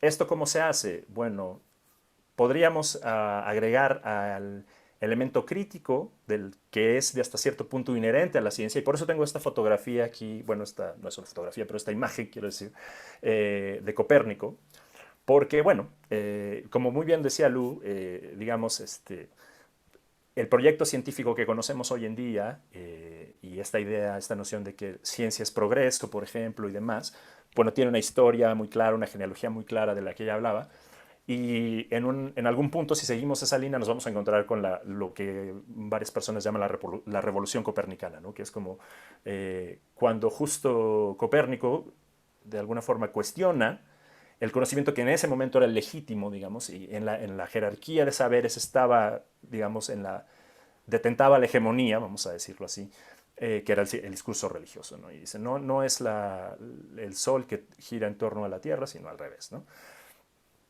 Y digamos, esto a lo que apela es en el fondo del discurso científico sí existe un afán crítico, ¿no? Pero esta crítica debe ir un poco más allá, esto sería un poco lo que dice Connell también, y yo suscribiría, y agregarle a eso una crítica social. Y esto tiene que ver con una idea más de una ciencia que sea emancipatoria o emancipadora en términos humanos, ¿no? Hay que recordar algo que es muy importante, como decía, y ya lo he dicho en cada una de las láminas, incluso que he pasado, es que este conocimiento, o los conocimientos, o los saberes diferentes, descansan sobre prácticas sociales. Y eso es algo también que decía Lu al final de su intervención que me pareció fundamental y que yo considero también muy importante, y por eso lo incorporo aquí, que es que de la práctica cotidiana van a surgir los saberes, digamos, que se coloquen o se legitimen o circulen o de alguna forma transformen, ¿no? Entonces, esta idea de una ciencia que, digamos, estudiamos, en el caso, por ejemplo, de Lu y el mío, estudiamos cuestiones de género, relaciones de género, categorías de género, con la idea de que eso tiene cierta utilidad social y cierta utilidad colectiva, y que conocerlo mejor nos puede ayudar a mejorar nuestras circunstancias colectivas, ¿no? Entonces, digamos, pensando en esto, pensando en el tema de la práctica, de ahí debe de surgir este conocimiento, digamos, de tener una práctica cotidiana, como decía, que sea una práctica científica emancipadora, es decir, que piense a la ciencia no solamente como, y eso es otra cosa que también me pareció fundamental de lo que decía Lu, y lo retomo aquí también, digamos, en la lógica capitalista de producción, incluso científica, la ciencia que más valor tiene es la que, digamos, más sirve a ese sistema, digamos, la que tiene aplicación en términos como de la producción y del consumo y etcétera, ¿no? Y eso puede estar bien o no, de hecho creo que en muchos sentidos es muy pernicioso, pero bueno, más allá de eso, también tendría que tener una aplicación en términos sociales y en términos humanos inclusive, ¿no? Así que bueno, ahí tendríamos que, digamos, es una de las cosas, de los lugares por donde tenemos que empezar en nuestra práctica científica o nuestra práctica académica, desde que somos estudiantes o desde que somos académicas o académicos jóvenes o en los diferentes espacios de científicos, digamos, en los que nos desenvolvemos, puedo tener esta visión, por un lado. Después hacerla una práctica igualitaria, como lo decía en un principio, y también aquí me sumo otra vez, como decía, a lo que decía Lu, igualitaria en el sentido de que sea incluyente, ¿no? Y que abra las oportunidades para todos quienes las necesitan y para todos quienes quieran tomarlas, ¿no? No, digamos, no igualizante o totalizante, sino igualitaria en este sentido. Y también, y en muchos sentidos, una práctica feminista, ¿no? Que sobre todo, digamos, en el caso de las mujeres, pues digamos, mucho más comprensible que las mujeres científicas y las personas interesadas en la ciencia y demás, que se reconocen como mujeres, se identifican como mujeres, asuman una práctica y una visión feminista. Pero incluso, y por eso lo pongo ahí entre paréntesis, una práctica que se puede conocer como aliada, es decir, yo, por ejemplo, que soy un varón, en varias ocasiones me he encontrado con un varón cis, además, y heterosexual y demás, me he encontrado con este cuestionamiento, ¿no? De si me considero, por ejemplo, una persona feminista o si reivindico el feminismo, etc. Bueno, lo que siempre suelo contestar es, yo comparto los postulados de la mayor parte de lo que entiendo yo como feminismo, que son en muchos sentidos estos, ¿no? Una práctica emancipadora que genere condiciones de igualdad para todas las personas y que por supuesto tiende a modificar a las personas que están más en mayor desventaja, y las personas que suelen estar en mayor desventaja son las mujeres. Así que sí, efectivamente, si ese es el caso, sí. Ahora, por otro lado, yo no he tenido la vivencia de ser una mujer, así que no comprendo como a cabalidad esta vivencia, no la comparto en su totalidad. Y por eso más bien pienso en mi idea como intentar ser aliado de ese movimiento, ¿no? Y una práctica, digamos, feminista aliada, tendría que ver como con eso, con trabajar y, digamos, actuar en favor de estos postulados. Y como muy bien decía también Lu, es un trabajo duro, pero que se tiene que hacer y que se tiene que hacer cotidianamente, ¿no? Entonces, pensando más específicamente en el papel de lo masculino o de las masculinidades en generar estas condiciones, bueno, definitivamente lo que hay que hacer es comenzar a cuestionar este entramado del que estamos hablando, y para cuestionarlo, siquiera empezar a cuestionarlo, hay que entenderlo.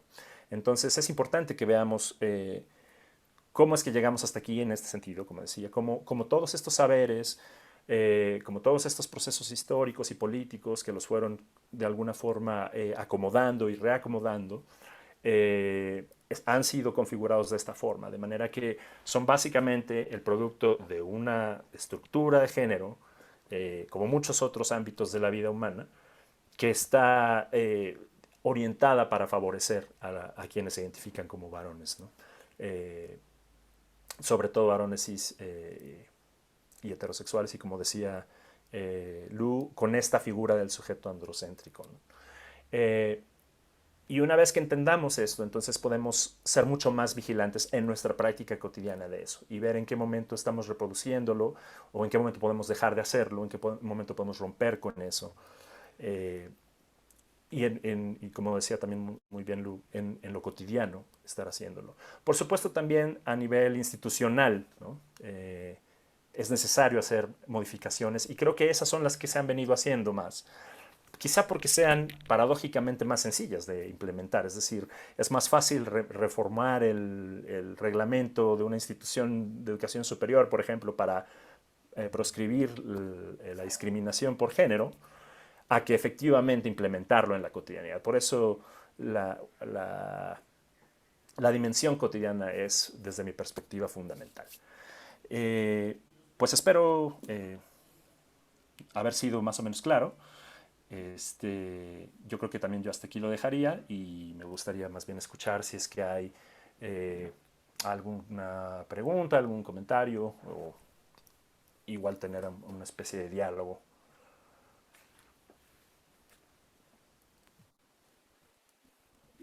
¿Gusta alguien hacer alguna pregunta al doctor Ali?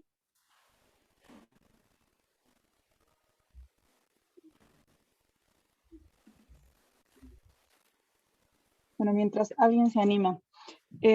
Ali, vivimos en una cultura androcentrista.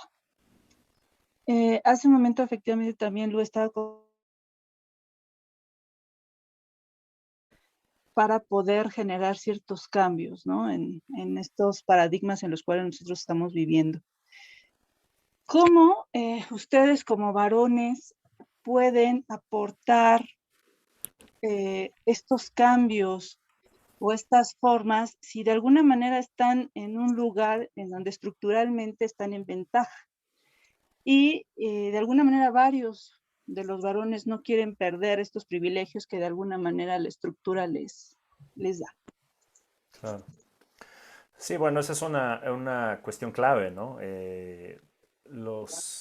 Ah, es un poco como lo decía hace un momento, o intentaba yo expresarlo de esta forma, como cuando dice Connell, ¿cómo podemos confiar en una ciencia sobre lo masculino que esté hecha por varones dentro de este paradigma, sobre todo, más allá de si son varones o son mujeres o sean quienes sean que lo hacen, pero que lo hacen dentro de este paradigma que es claramente masculinizado, ¿no? Basado en la jerarquía, en las relaciones de poder, etc. Entonces, sí, digamos, eso es una duda legítima, creo, y eso es una preocupación legítima, y tiene su dificultad remontarla. Pero creo que una posibilidad pudiera ser, digamos, como decía hace un momento también, además de entender cómo llegamos a esta configuración o cómo esta configuración se da o a quién de alguna forma beneficia, también es importante darnos cuenta en qué maneras no solamente nos beneficia, sino que también nos perjudica como varones, ¿no? Porque efectivamente, eso, digamos, es indiscutible cómo los varones o las masculinidades llevan la ventaja, ¿no? En muchos sentidos. Pero también, por ejemplo, los mandatos, ¿no? de masculinidad tienen ciertas, digamos, tienen ciertos costos para seguirlos o ir en busca de ellos, porque además es otra cosa interesante. Hablando de masculinidad hegemónica, por ejemplo, la idea de masculinidad hegemónica contempla justo como una masculinidad hasta arriba de la jerarquía, que es la hegemonía, digamos, pero que es más que otra cosa ideal y normativa, ¿no? Que es muy difícil de obtener, muy difícil de alcanzar en su totalidad. Sin embargo, es la meta, ¿no? Estar yendo hacia ella constantemente.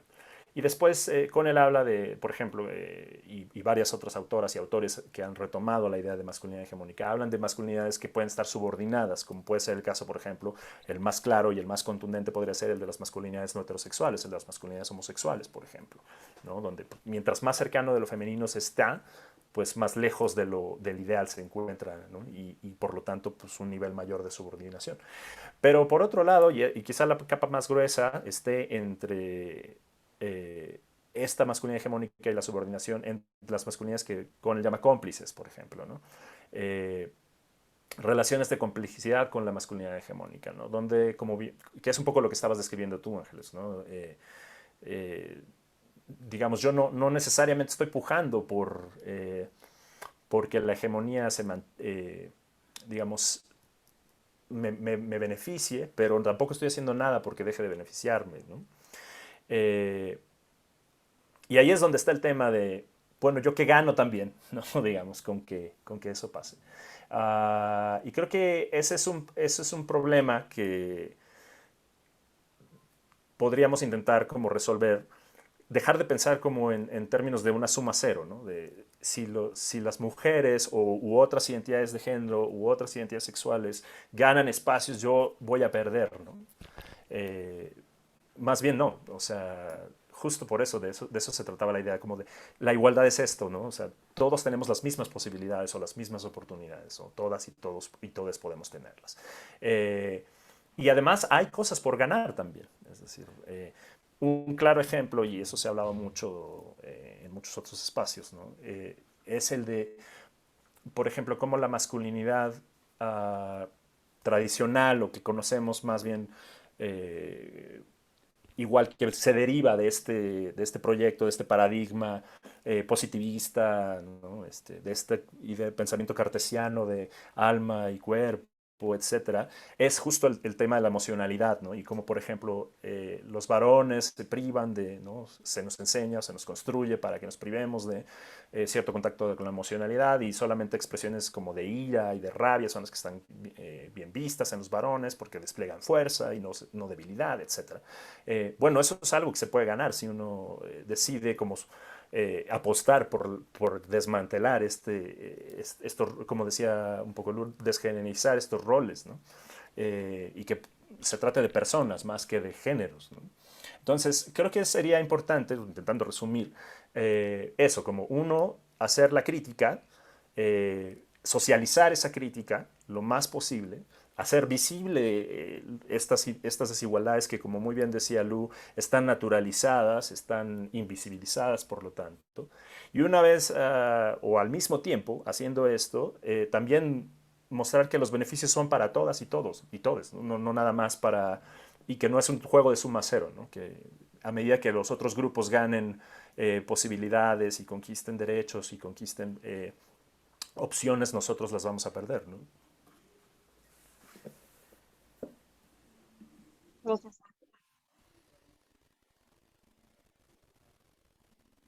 Problema podría ser también parte de la solución, en el sentido de que son estos los que marcan cierta tendencia de acuerdo a modas, estereotipos, etcétera, que incluso normalizan las violencias.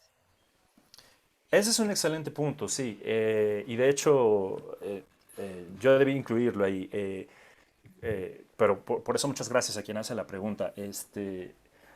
Porque efectivamente, como decía hace un momento, estos saberes, por ejemplo, como el saber científico, el sentido común, el saber religioso inclusive, o filosófico, ¿no? Etcétera, están basados en una práctica y se sostienen en una práctica y se generan constantemente en la práctica. Y una de las prácticas fundamentales en la sociedad moderna tardía, si queremos incluso verla como la que vivimos hoy, occidentalizada además, son sin duda los medios de comunicación, tanto los llamados tradicionales como los nuevos medios, ¿no? Los medios así sociales, por ejemplo, ¿no? Y claro, tienen un papel fundamental porque hay una práctica que nos dice cosas sobre el mundo, para la cual necesitamos además una cierta idea o una serie de conceptos sobre el mundo y por lo tanto de las relaciones entre personas y de las relaciones de género, que ahí se están produciendo y reproduciendo. Entonces, sí, sin duda, ahí creo que hay esa es una agencia fundamental para generar, digamos, un cambio o una mejoría o para ir de alguna forma, ¿cómo se dice? Motivando la igualdad. Aunque por otro lado, y esto también creo que se relaciona un poco con lo que intentaba yo decir hace un rato, de cómo hay diferentes niveles de esta práctica, porque digamos, la práctica comunicativa todavía tiene como personas y grupos y agencias que son de alguna forma una hegemonía también, digamos. Y de alguna forma también es cierto que, por ejemplo, hace 40, 50 años, era muy difícil, por ejemplo, ver representados en espacios, no sé, por ejemplo, de producción cultural o de consumo cultural, a mujeres en ciertas posiciones. Y hoy eso es mucho más variado y es mucho más incluyente y tal. Y no por eso necesariamente las cosas han cambiado en el nivel del piso. Y eso tiene que ver, como decía también Lu, y yo me hago eco de eso, justo con el tema de la práctica individual y colectiva, pero cotidiana, sobre todo cotidiana. O sea, no se trata nada más de que ahora todos, digamos, pensemos, claro, sería mal visto excluir a una mujer, por ejemplo, de cierto espacio de trabajo o, no sé, no contratarla, por ejemplo. Pero igual, si lo modulamos lo suficiente, no nos vamos a meter en un problema si no somos tan sexistas, ¿no? Por ejemplo, no tenemos actitudes tan misóginas, ¿no? Al fin, si nadie se entera, pues no pasa nada, ¿no? Ya si alguien se entera, bueno, ahí es donde está el problema, ¿no? Si alguien lo pone en Twitter, ¿no? Entonces es donde me puedo meter en un problema. Pero mientras no, a lo mejor no hay tanto problema en de pronto monitorear mi tono al hablar con mis compañeras, monitorear, como decían también hace un rato, mi uso del lenguaje, ¿no? Utilizar un lenguaje no incluyente. Al final eso, bueno, la vida real es otra, digamos, ¿no? No necesariamente es lo que pasa en las películas o en la televisión. Y eso es parte de lo complicado. Entonces, sin duda, yo creo que ayuda, y puede ayudar, y también puede no hacerlo, porque...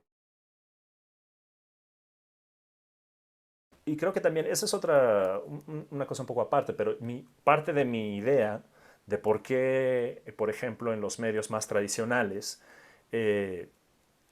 cierta corrección política, como se le ha tendido a llamar, está mucho más presente y es mucho más agresiva, creo que tiene que ver con que su alcance y su poder de influencia ha menguado mucho en función de cómo han crecido otros canales de comunicación. Y entonces, por ejemplo, las formas más fuertes de discriminación y las formas más violentas de discriminación ya no las encontramos en los medios tradicionales, sino en los medios digitales, sociales, por ejemplo, ¿no? O sociodigitales. Entonces, digamos, un poco creo que la idea es, no hay que irnos tanto con la finta del progreso que se ha hecho en los medios tradicionales sin monitorear lo que está pasando en otros espacios, ¿no?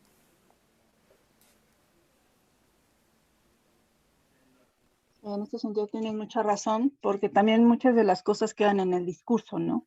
Decimos, sí, estamos en pro de la igualdad o en favor de la equidad de género, y como tú dices, mientras nos están viendo, esta parte de la presión o la deseabilidad social hace que nosotros, mientras estamos con otras personas, compartamos o queramos dar la impresión de que estamos de acuerdo con este tipo de situaciones, ¿no? Y realmente cuando nosotros estamos en la convivencia diaria, lo cotidiano, pues seguimos reproduciendo estos patrones androcentristas, ¿no?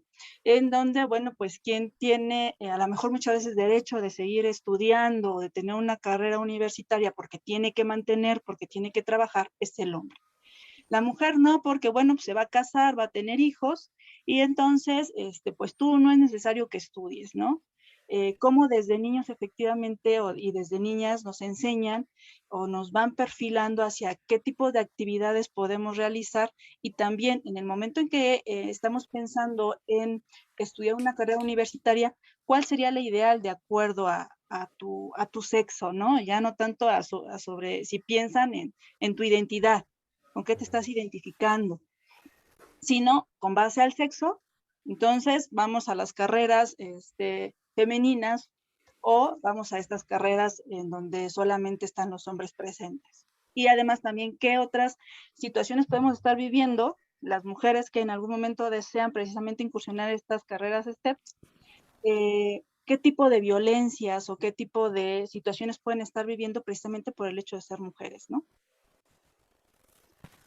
Te comento aquí el comentario de Anaí Fernández Caballero. Me parece muy interesante la parte de los estereotipos de género, el cómo generalizamos las conductas, lo que debe ser cada sexo y cómo se presentan desde la infancia y con qué cosas nos damos cuenta.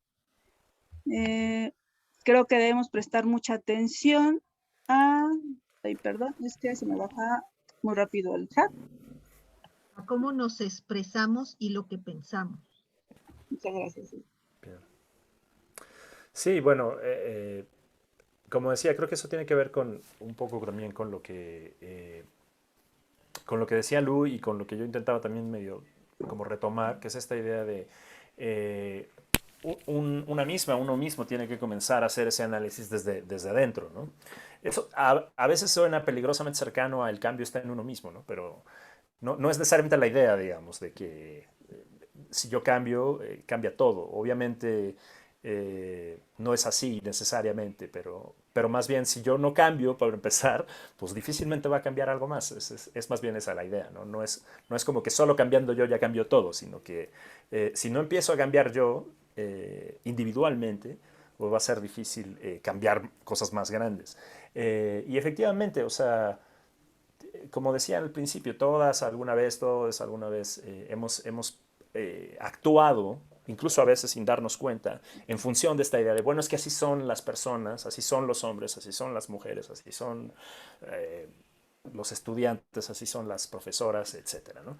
Entonces, eso, digamos, es una cuestión que está ahí porque además tiene cierta función, cumple cierta funcionalidad, ¿no? O sea, nos ayuda a entender un poco y a tener expectativas de nuestra vida, etcétera. Pero, como decía, por eso regreso a este punto como de este ímpetu crítico de la ciencia. Si hay algo que podemos rescatar de ese paradigma, creo que es justo eso, la idea de que las cosas no son como aparentan ser y no necesariamente son como se nos ha dicho que son. Pueden serlo, pero pueden también ser más que eso, ¿no? O pueden ser menos que eso, o pueden ser de otra manera. Y la búsqueda constante, digamos, puede ocurrir en cualquier momento y en cualquier unidad, ¿no?, de análisis, para utilizar un lenguaje científico. O sea, y ese puedo ser perfectamente yo mismo, o puede ser mi entorno más inmediato, mi familia, mi grupo de trabajo, qué sé yo, ¿no? Sí, lo difícil es estar muchas veces en contracorriente con esta cultura, ¿no? A lo mejor ya pudimos en algún momento, pues con la presión social de la familia, en donde te dicen, no, tú porque eres mujer te tienes que casar, tienes que cuidar a los hijos, tienes que cuidar al marido. Bueno, ya accediste a una licenciatura, pero dentro de la licenciatura ahora estar con los compañeros, con los profesores, y después cuando ingresas al mercado laboral también con los compañeros, con los jefes, y de alguna manera dices, bueno, pues a lo mejor sí hay varios varones que están conscientes y que realmente quieren formar parte de esta alianza, ¿no? Ser aliados del feminismo, de esta igualdad de género, pero desafortunadamente en la mayoría de los casos no es así, ¿no? Y tenemos que estar luchando precisamente con estos, de primera instancia, con ese techo de cristal que en un inicio pues nos da la misma educación que recibimos desde niñas, y por el otro lado también empezar a luchar con esta situación en donde varios varones pues no quieren perder estos privilegios, porque ellos consideran que no los quieren perder, ¿no? Cuando en algún momento está esta otra parte en donde no es una pérdida, sino ver también en algún momento lo que tú estabas comentando, qué podrían ganar a partir de explorar unas nuevas masculinidades, ¿no? En donde pues también ustedes puedan reconocer que tienen emociones, que las pueden expresar, en donde en algún momento puedan ver que se puede colaborar y se puede compartir con las mujeres, y también a partir de eso, pues empezar eh,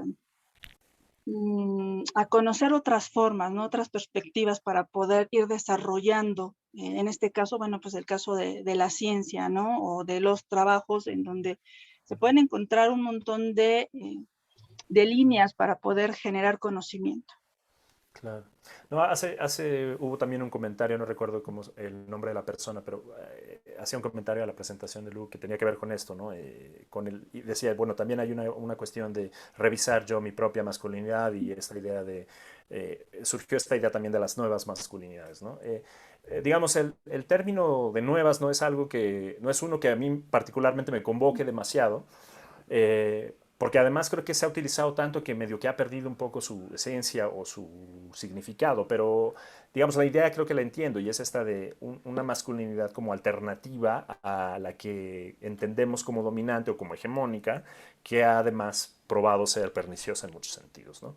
Y lo que es cierto es que, y creo que vale la pena retomarlo y hacer énfasis en eso, para además un poco documentar el optimismo, que como decía Lu, esto está en constante generación, digamos, se va co-creando, así como sexo y género se van co-creando, masculinidad y feminidad se van co-creando también. Y el género en sí mismo está constantemente, no es algo dado, no es algo fijo, es algo que está constantemente en evolución.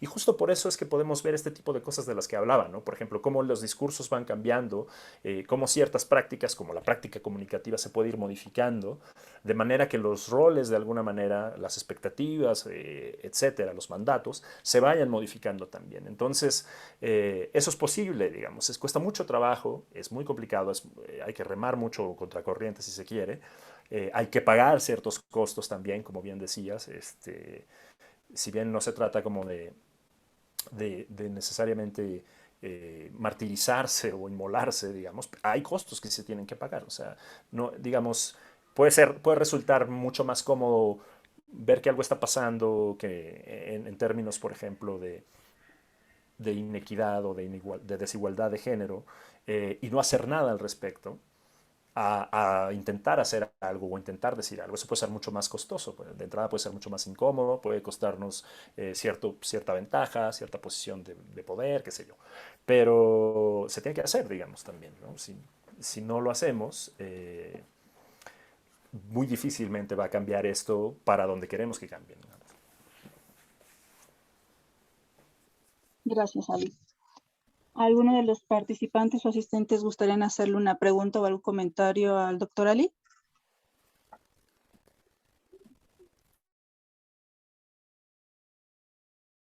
Estamos cansadas, yo creo, ¿verdad? Ya. Ok. Bueno, entonces yo creo que aquí damos por terminado esta sesión. Nuevamente les agradecemos mucho a Lu y a Ali por compartirnos sus valiosos conocimientos sobre temas tan necesitados de abordar, no solo por nuestra comunidad, sino por nuestra sociedad en general. Bueno, de manera simbólica les voy a hacer la entrega de sus constancias. Me voy a permitir compartirlas. Más adelante se las envío por correo, por favor. Entonces, la constancia que otorga la Facultad de Estudios Superiores de Zaragoza a través de la Unidad de Formación Integral a Lucía Gabriela Asixia por su participación como ponente en la conferencia Sexo, Género y Cuerpo, cómo entender la baja participación de las mujeres en las STEM. Y de igual manera, a Isaac Ali Siles Bárcenas por su participación como ponente en la conferencia Mujeres y Ciencia, el papel de las masculinidades en la búsqueda de la igualdad. Muchas gracias, Ali, muchas gracias, Lu, por compartirnos sus conocimientos, por darnos estas charlas tan interesantes, por estar con nosotros. Muchas gracias. No, ¿de qué? Muchas gracias por la invitación. Sí, gracias a ustedes por la invitación, a María especialmente, y a Ali también por compartir el encuentro. Un placer. Gracias, como siempre. Muchas gracias. Un placer también, como siempre. Hasta luego. Chao. Entonces, los Un comentario, esperamos. perdón, Los un comentario esperamos. para todos los participantes. Les enviamos por el chat general la liga de registro para la asistencia. Por favor, se las vuelvo a compartir para quien no se ha registrado aún pueda registrar su asistencia de hoy. Muchas gracias. Gracias. Y los esperamos en la siguiente sesión, el 8 de marzo, en conmemoración del Día Internacional de la Mujer, con la presencia de las doctoras Alba García y Azucena Ojeda. Muchas gracias. También mañana las invitamos ¿a dónde las invitamos, Ángelas? Al taller de... El acceso se los mandamos por correo, por favor. Creo que Karina te puede dar esa información, Irma. Sí, ¿a dónde los invitamos mañana, Karina? Al taller Mañana los invitamos a un taller organizado también por la CEPAD, la Agencia de Paz y nuestro programa de servicio social sobre la desmitificación del amor romántico, justamente. Okay. Entonces, en esta tendencia de no hay hombres, mujeres, sino es una sola forma de relacionarnos con el otro. Entonces, los esperamos mañana a las 5 de la tarde. A las 6, perdón. ¿En dónde, perdón? ¿En dónde compartiremos el taller, de hecho ya está el flyer en la página de CEPAP. En un momento también les puedo compartir la liga por el chat. Ok. Sí, gracias. Por favor, muchas gracias. Gracias. Ángeles, Irma, muchísimas gracias. Soy Edgar Pérez. Felicidades. Muchísimas gracias. Lu y Ali, muchísimas gracias por su participación. Excelente. Sí, aquí está ya la invitación a abandono del amor romántico y estrategias para relaciones de noviazgo saludables. 12 de febrero a las 18 horas. Muchas gracias. ¿En dónde a está la todos. información, perdón?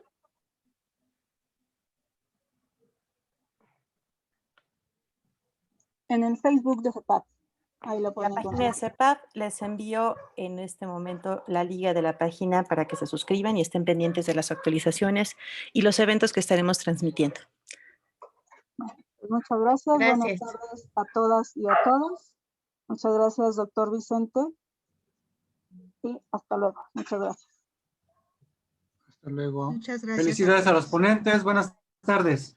Bye. Muchas gracias. Bonita tarde a todos. Gracias. Excelente, bye. Hasta luego.